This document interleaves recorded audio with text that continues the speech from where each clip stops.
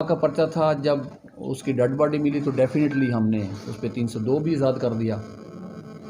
अब नदीम नाम भी मुल्ज़म जो है उसका डीएनए मैच कर गया है, इससे बड़ी शहादत और कोई नहीं है।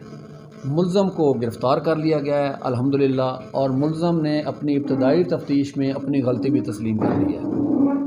अब इसके बाद जो भी कानूनी कार्रवाई है उस इंशाअल्लाह हम पूरी करेंगे, उसका चालान बनाएंगे, उसको कोर्ट में भेजेंगे मुकम्मल शहादतों के साथ, और इंशाअल्लाह ताला उसको करार वाक़या सज़ा दिलवाई जाएगी। एक जगह है हेड रसूल मंडी बावलदीन, थाना सदर मंडी बावलदीन के एक कॉलेज में बतौर माली है। पहले उसने एक जॉब की, वहाँ से डिस्मिस हो गई, माली टाइप जॉब थी।